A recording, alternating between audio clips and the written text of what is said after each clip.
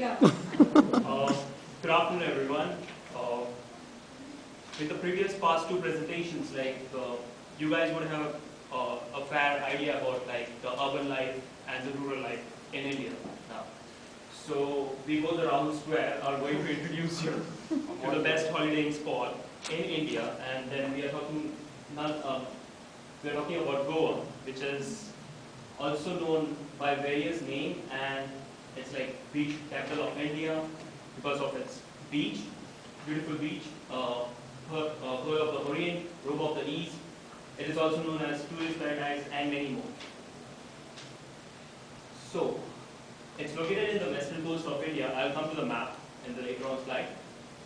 It is known for its magnificent scenic beauties and its architectural splendors, especially that of churches and temples. It is greatly being influenced by the Portuguese, especially the churches. These are all made in 15th and 16th century, which Rahul is going to talk about. And the temples are built in 16th century, somewhere down the line. Talking about Goa, because of all those cultural and rich heritage things, Goa is also known for its cuisine. And it's known as Goan cuisine, and as it is located near the coastal areas, it is especially known for the fish and the seafoods. I hope Ashton and Kevin doesn't, they like it, most of the things here. So talking about the next one, Goa is famous for its carnival. This is a very popular one in India because Goa is the only destination where the carnival takes place, and it is held in the midweek of February for the period of 3 days. Talking about the location again, this is where the Goa is located in India, and it's one of the smallest state. Here is the Mumbai, Abhishek, and here is where the Kevin's ancestral family comes from. This is the place where Athens stays in India. So a lot of stuff. This is the smallest state. It covers around 3,702 square kilometers. And it covers from north to south. It covers 140 kilometers. From east to west, it covers just 65 kilometers. So you can roam Goa in about 4 to 5 hours, entire Goa. But the main attraction is here. The main attraction is here on the coastal areas. So all of this location, it is widely known for the best beaches in India.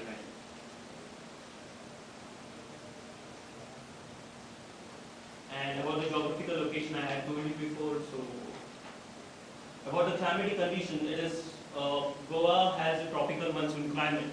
Now, being in the coastal areas, it also has a hot and humid climate. May is the most hottest month of the year, where the temperature goes above 35 degrees Celsius. And it receives the rainfall from the period of 3 to 4 months, that is June to September. And this is the time when the domestic tourists all over the India comes to the same destination. So most of the year, you can say from October to May, the foreigners comes in and most of the foreigners are from UK, Russia and Israel. And many more I don't know. This is a photo taken in around 1951 where the Portuguese, these are all the Portuguese soldiers who are there in the church, and it exhibits the cultural influence of Portuguese who landed there in the 16th century, and they ruled there for around 450 years. When they came first, they came as merchants, but then later on they conquered it because it was very rich in spices, and the Portuguese are known for using the spices. And it was annexed by Indian government in the year 1961. And here is a small clip which shows you the history of Goa. In 1498, the Portuguese became the first Europeans to reach India by sea. They came in search of spices and Christian souls. Spices they found in abundance, but the Christians they would have to generate for themselves. capital city of Old Goa quickly became the center of the Christian church in Asia. Conversions to So that's what like the history about Goa tells you about. And this is the famous spot. Like it's kind of known as Sagar, and this you get it like if you are traveling through the train, if you are coming from Bombay to Goa, kind of. So talking about the positive impacts, tourism is the mainstay of the Goan's economy because like tourism being their main occupation kind of, and it contributes majorly towards the exchequer in terms of taxes, and that provides the major employment opportunities, and it also the taxes are so huge in numbers, like the government gives huge subsidies in educational institutions, and it contributes majorly to the GDP. So Rahul is going to talk about the negative impacts of tourism as well as some other industries. So many positive impacts of Goa. So let's talk about some negative ones. River Princess. This is a ship that was there on the sea coast on the Arabian Sea near the Canolin beach. This ship got stuck in the sea in the year 2000, and it was still there till last year. For the past 10 years, the ship was still there in the sea, and it has not been taken away from that place.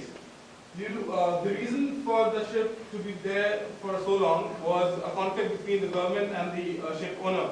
The government wanted the ship to be towed to a certain place and then to be cut into scrap and to be taken away. But the ship owner said that if that ship would be towed away, the ship owner has to pay somewhere around $1.5 million. And then government will sell it to a scrap dealer with their own dealings for around $3.2 million, which is like, of course, the 2 times the amount. So it has quite a lot of negative impacts from the past 10 years. Few of them are the oil leak in 2000, in the year 2000, ruined the beach for an entire season, and it has also altered the topography of the beach, which means that the ship is standing just near the coast, so the sand that is there in that particular area of the sea of the ship is getting deeper and deeper, and that is becoming difficult for the fishermen who goes for the fishing, and they're stuck in that particular area, and the waves are becoming difficult to like go to and fro. If the ship it was said that if the ship breaks up on the beach, the metals that will come out of the ship, the lead asbestos or arsenic, that will leach into the water, and that will be a big challenge for the Indian government to as a matter of sustainability. So in 2010, it was discussed that if the ship is not moved soon, then the pieces of metal will get into the sand, and it will take approximately 50 to 60 years to clear it up. So it was a major challenge for the Indian government. This is the exact picture of the ship that was still there for the last 10 years. This is right near the Canolin beach in Goa. So the recent status on the ship is the contract has been given to the shipbreakers, that's known as Aryan Shipbreakers. That's a salvage firm who breaks the ship. So they started the work last year on 5th of March, and they completed the work in 2 months, and in May 2011. I'm lacking behind for the time, otherwise I would have shown you a video on this, how did they do it and how did the scrap went away. So anyways, the other thing is mining of iron ore in India. Well, according to the statistics, India is the 3rd largest producer of iron ore, along with Australia and Brazil, contributing to 86% of the total world production. In India, Goa is the major producer of iron ore, with 56% of its individual percentage coming out of this particular state. Illegal mining of iron ore in Goa, major problem. As Shantanu also discussed in his presentation, that mining is, there's a huge potential of mining in India. But the problem of illegal mining is a big issue. This is the small picture of how is the mining happens. And I'm going to show you a quick video on the illegal mining there are allegations of illegal mining, so I'm going to show you a quick video on that. So it doesn't mean that China doesn't have the potential to grow, potential for the iron ore mining, but the iron ore that they have is not usable. They have the raw iron ore, so they import it from India. So the action taken was with the change of government in the state, the licenses for all the 448 traders were suspended, and as the issue was addressed, there was a drop in the total export of iron from 40.63 million to 29.37 million. All right, let's talk about some amazing facts about India. St. Francis Xavier, who knows about him? Anything? Say? He's a priest, right? All right, I'll tell you. I'm lagging behind on time. I'm sorry. So it's like his holy body is kept in one of the churches in India. That's Basilica of Mount Jesus Church in Goa. His holy body is still kept there, and this is the body that looks like. Oh, shucks. And with this picture, I should tell you that way back in 15th century, the Please take it away, take it away, take it away. pilgrims had the opportunity to kiss the exposed mummified feet of the saint. But what happened in 1554 was one of the worshippers bit off the toe of his right foot, Rahul, which then probably gushed blood out of blood as if from a living body. So it was kind of I don't know. It's in the 15th century, so who knows? Was it a humor or was it? Last time they opened this, the key, whatever the casket, and it was like we opened in 2004, and there were a huge number of people talking into it, like to they give the opportunity to kiss his feet.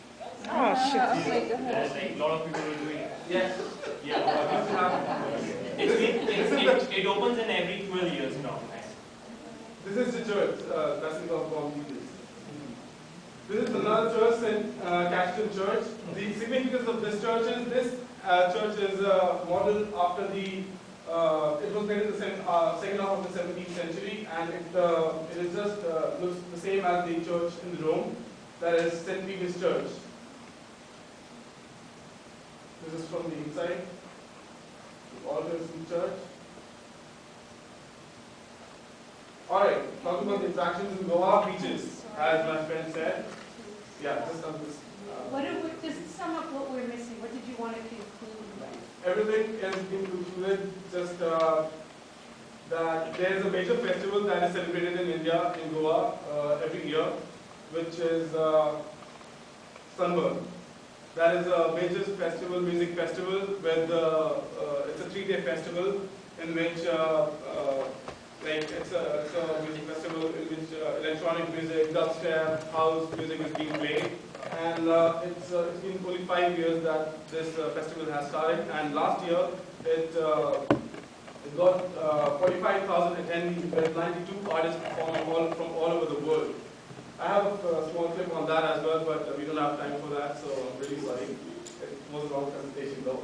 So concluding on the sustainability part, I would say that with the increasing tourism year by year in this in Goa, there's a greater threat to the flora and fauna of the state, because I know example that there was an Oliver turtle, red Oliver turtle, that used to be found in Goa way back, and now they are also they are not found anymore because of the large and growing population out in this space.